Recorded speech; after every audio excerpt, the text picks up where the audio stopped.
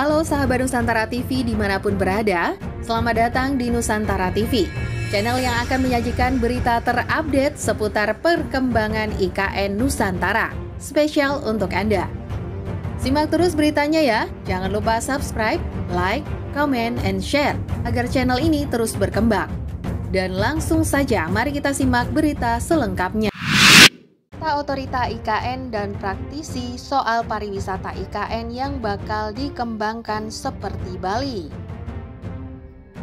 Sobat Nusantara TV, Kalimantan Timur kelak akan menjadi provinsi yang menjadi lokasi ibu kota Nusantara baru atau IKN Nusantara. Otorita IKN siap mengembangkan pariwisata dan ekonomi lokal IKN dengan belajar dari pengalaman Bali. Kami ingin menciptakan IKN sebagai ibu kota yang disukai dan dicintai. Untuk itu, tentu harus diberikan layanan yang menyenangkan, khususnya di bidang pariwisata, ujar Deputi Bidang Sosial, Budaya, dan Pemberdayaan Masyarakat OIKN Alimudin. Alimudin berharap dari pengalaman pengembangan pariwisata di Bali, khususnya terkait upaya untuk memajukan pariwisatanya, yang mampu mempertahankan budaya lokal dapat diadaptasi di IKN. Sobat Nusantara TV, pengalaman ini sangat penting untuk dipelajari, terutama seiring dengan pembangunan IKN yang semakin masif dan jumlah pendatang di wilayah IKN yang semakin meningkat ke depan. Salah satu program yang akan dilakukan tahun ini adalah mengajak seluruh kabupaten kota untuk datang dan tampilkan budaya mereka. Dan budaya Kalimantan akan selalu tampil bergantian di titik nol Nusantara. Sambil menunggu rest area selesai dikerjakan, lalu pindah ke sana sembari bersama usaha mikro kecil menengah UMKM memasarkan produknya, kata Alimudin.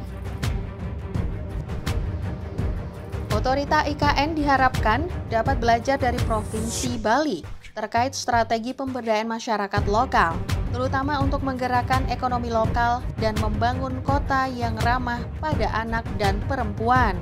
Ekonomi Kerti Bali inilah yang diimplementasikan ke perangkat-perangkat daerah, termasuk peta jalan pariwisata dan ekonomi kreatif, kata Chandra. Dia menambahkan, tentu ada nilai-nilai kreatif lokal, hubungan manusia dengan Tuhan, hubungan manusia dengan manusia, ada manusia dengan alam, itu menjadi bagian yang dipedomani di Bali, khususnya dalam pengembangan pariwisata dan ekonomi kreatif. 3 dimensi yang jadi pedoman. Untuk mewujudkan Bali era baru, terdapat 3 dimensi yang menjadi pedoman. Pertama, bisa menjaga keseimbangan alam, krama, dan kebudayaan Bali. Kedua, bisa memenuhi kebutuhan, harapan, dan aspirasi krama Bali dalam berbagai aspek kehidupan. Ketiga, yang merupakan manajemen resiko, yakni memiliki kesiapan yang cukup dalam mengantisipasi munculnya permasalahan dan tantangan baru dalam tataran lokal nasional dan global yang akan berdampak secara positif maupun negatif terhadap kondisi di masa yang akan datang. Di sisi lain, Sobat Nusantara TV, praktisi pariwisata dari Ikatan Cendekiawan Pariwisata Indonesia, Azril Azahari merespon rencana Otorita IKN Nusantara mengembangkan pariwisata dan ekonomi lokal di IKN. Azril mengatakan, pariwisata dan ekonomi lokal di sana sangat potensial, namun karakteristik Kalimantan berbeda dengan Bali. Bumi di Kalimantan sangat marginal karena banyak tanah gambut. Tapi Tuhan memberikan keseimbangan alam dengan hutan tropis yang flora faunanya bisa hidup di tanah marginal tersebut. Kata Azril, pariwisata IKN harus berdampingan dengan alam.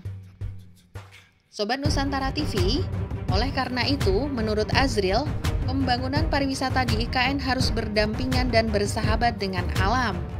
Konsepnya bisa dengan pariwisata kesehatan atau health tourism yang terdiri atas pariwisata medis, medical tourism, pariwisata rehabilitasi, rehabilitation tourism, pariwisata kebugaran, wellness tourism, dan pariwisata lanjut usia, geronto tourism. Manfaatkan hutan tropisnya sebagai green healing atau blue healing, kata Azril. Sobat Nusantara TV, kearifan lokal masyarakat Dayak sebagai masyarakat asli juga bisa menjadi daya tarik tersendiri dan tidak bisa disamakan dengan Bali. Artinya, kata dia, IKN memiliki daya tarik khusus bagi pengunjung atau visitors attraction berupa uniqueness, exotic, dan authenticity. Semua itu tidak ada bandingannya. Asal lingkungan dan ekologinya, hutan dan tanah tetap terjaga, kata Azril. Kalau tidak bijaksana mengelola alam, bencana akan menimpa anak cucu kita. Kaltim siapkan destinasi dan paket wisata. Sobat Nusantara TV, sementara itu, Dinas Pariwisata Kalimantan Timur sudah menyiapkan sejumlah destinasi wisata di berbagai wilayahnya, antara lain di Kota Samarinda, Balikpapan, Penajam Pasir Utara, Kabupaten Berau, dan lainnya. Sejumlah destinasi wisata itu sudah siap di sejumlah kabupaten kota, baik wisata bahari, wisata pantai, wisata budaya, wisata religius, wisata sungai, dan lainnya, kata Kepala Bidang Pemasaran Dinas Pariwisata Kalimantan Timur, Restiawan Baihaki. Baihaki mengatakan, pihaknya juga sedang menyiapkan sejumlah paket wisata bersama para agen pariwisata di Kalimantan Timur.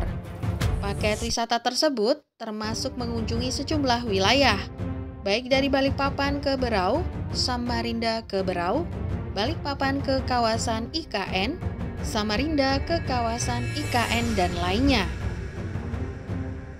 Paket wisata IKN. Sobat Nusantara TV, kawasan IKN Nusantara menjadi salah satu daya tarik utama dalam paket wisata yang sedang dirancang, terutama di titik nol Nusantara. Tempat itu telah menjadi magnet bagi masyarakat sejak pembangunan IKN dimulai. Paket wisata tersebut dikemas selama 4 hari untuk menjelajahi sejumlah destinasi di Kalimantan Timur. Sobat Nusantara TV, hari pertama wisatawan tiba di Samarinda. Dimulai pendampingan dari proses bagasi, lanjut perjalanan ke Pampang yang merupakan wisata budaya suku Dayak. Perjalanan dilanjutkan dengan makan siang di restoran yang dilanjutkan perjalanan ke dermaga wisata untuk menyusuri Sungai Mahakam di Samarinda. Selanjutnya, makan malam di restoran, perjalanan ke hotel untuk check-in dan istirahat di hotel.